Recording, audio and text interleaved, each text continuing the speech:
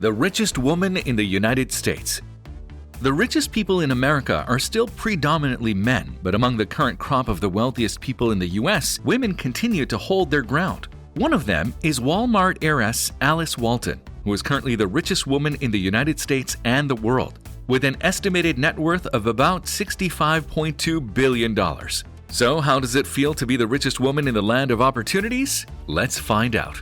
Alice Walton, the only female heiress to the Walmart fortune, is the richest woman in the U.S. The now 72-year-old briefly became the richest woman in the world following the death of Liliane Bettencourt, French heiress of cosmetics giant L'Oréal. Bettencourt's daughter, Françoise Bettencourt-Myers, has taken the top spot after inheriting the family's fortune. Alice was born in Newport, Arkansas, on the 7th of October, 1949. She was raised along with her three brothers in Bentonville. She graduated from Bentonville High School in 1966 and Trinity University in San Antonio, Texas, with a BA in Economics and Finance. The three Walmart heirs have a combined wealth of over $200 billion, about $48 billion more than the Kochs, the second richest family in America. Unlike her brothers Rob and Jim, Alice has never taken an active role in running Walmart and has instead become a patron of the arts. She fell in love with the arts at a young age. When she was 10, she bought her first work of art, a reproduction of a Picasso painting for $2. She has an immense private art collection with original works from legendary American artists Andy Warhol, Norman Rockwell, and Georgia O'Keeffe.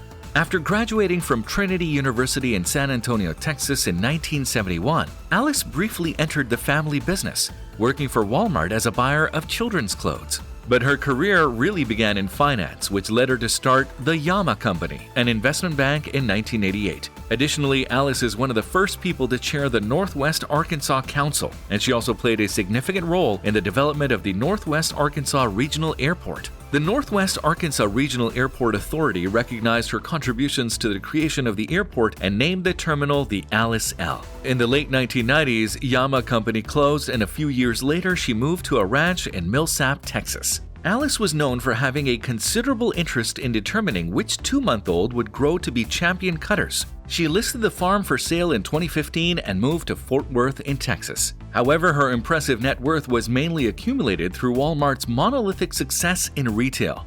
She is the 10th richest person in America, and she has held numerous financial firms. Alice is also a well-known political contributor. Despite being one of the richest women on the earth, Alice lives a very humble life and is also a firm believer in philanthropy. She has maintained a reclusive life, focusing her energy and time on breeding race-winning horses. Once her father died, she received her 13% stake in Walmart through the Walton Family Holdings Trust and Walton Enterprises. This percentage assumes that Sam Walton split his shares equally among his four children.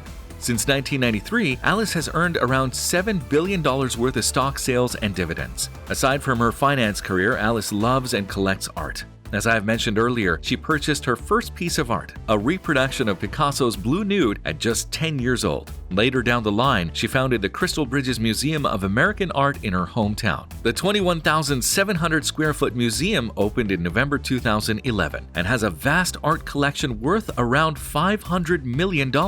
It was the first major art museum to open in the United States since 1974. Because of Walmart's $20 million sponsorship, admission is free. In 2019, it was reported that Alice had placed a staggering bid of $88.8 million for a piece called Buffalo 2 by Robert Rauschenberg.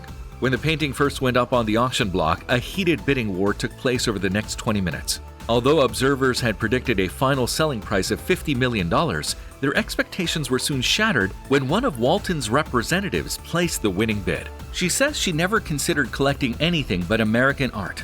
When I started reading art books, you get this view of history that covers all the critical issues of each period, and you don't get that in a history book. I call it history in 3D. She says she collected only in areas where she felt she had built some expertise. We have one of the best collections of women artists, Alice says proudly, for the simple reason that they were ridiculously undervalued, and I always like value. And the great thing is, now the prices have gone way up for women artists and artists of color. I'm so happy about all of that.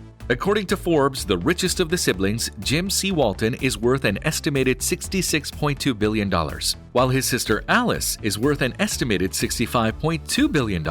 Of course, that puts her on the Forbes billionaires list. She and Françoise Bettencourt Myers often jockey back and forth for the top of the list of the world's richest women. Her father, Sam Walton, founded Walmart in 1962 when Alice was around 13 years old. By 1990, Walmart became the largest retailer in the United States. Although Alice isn't currently married, she married an investment banker in 1974 when she was 24. They were together for almost 3 years. Soon after her divorce, she married the contractor who built her swimming pool. They divorced soon later as well. Unlike many other millionaires and billionaires, Alice is pretty modest in her spending. She doesn't buy luxury cars, yachts, private jets, and other expensive indulgences aside from some real estate. Surprisingly, in her driveway, you will spot a 2006 Ford F-150 King Ranch, which is only around $40,000. This is much different than Jim Walton, who has an expensive collection of vintage cars. She prefers more valuable things. Alice has racked up a few real estate investments that add to her net worth. For one, she owns a 1,400-acre ranch near Fort Worth, Texas. She used to raise horses at the farm but is now looking to sell. After selling her horses, she put the ranch on the market for nearly $20 million. The ranch features equipment barns as well as a 24-stall horse barn.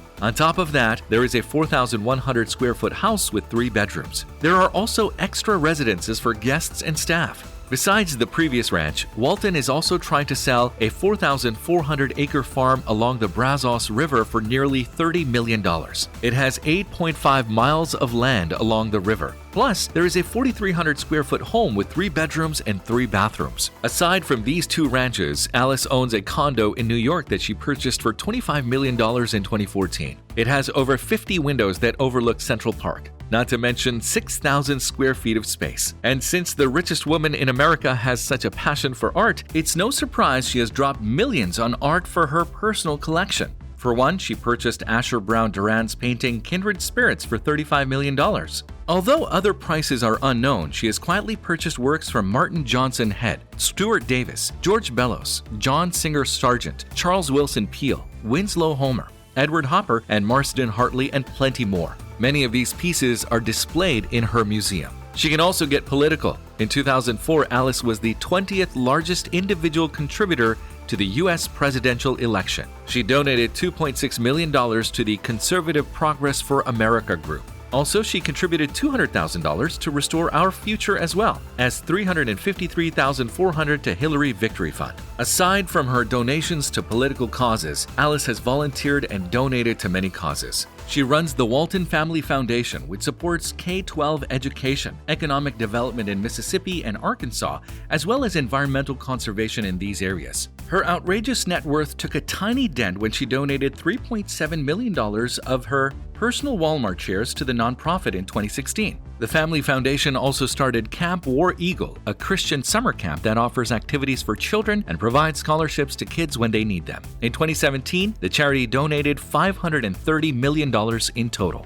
Despite being raised in luxury, Alice's life hasn't always been smooth sailing. She has been involved in a few different automobile accidents. For one, she lost control of a rental car in Mexico and drove it off a ravine. Years later, she was speeding and hit a 50-year-old woman, killing her. In 1998, Alice hit a gas meter and a phone booth while intoxicated. Her lawyers argued that she was fatigued and she got off with a fine of under $1,000. Once again, she failed a sobriety test when pulled over in 2011 and had an expired registration. That aside, the wealth of the Walton family has caused much discontent among workers at Walmart. The employees have called for a higher minimum wage and have protested their low pay. In light of the fact that the Walmart family receives millions in dividends from their Walmart stock, the feeling of much of America is that they should provide better for their employees. Walmart is the largest grocery retailer in the United States and has one of the world's highest market values. Sam Walton refused to contribute to charitable causes other than donating to education. This caused much unrest, and the Walton family gradually began donating to more charitable causes after his death. Despite her active philanthropy and controversial issues, Alice has managed to keep her persona mostly private. Without being too public, she's been able to mostly live her life of privilege and wealth under the radar. Although many have criticized her use of wealth to get out of certain situations, she remains a key factor in the Walton family's philanthropic ventures, supporting education, economics, and the environment. Walton moved back to Bentonville full-time at the beginning of 2020, having sold her Texas horse ranch after being advised by her doctor that she had to choose between riding and walking. I said that's a pretty easy choice. She walks around 7,000 steps a day, clocks on her steel Oura ring, and does an hour of hot yoga in the morning. She walks to the museum most days, and when it's too hot, she drives a street-legal golf cart. That's the simple life of America's richest woman. Did you enjoy our video? Well, if you enjoyed our video, let us know in the comments below. Remember to click the subscribe button for more of our luxurious content and give us a like and share. This is The Luxurious. Talk to you in the next video.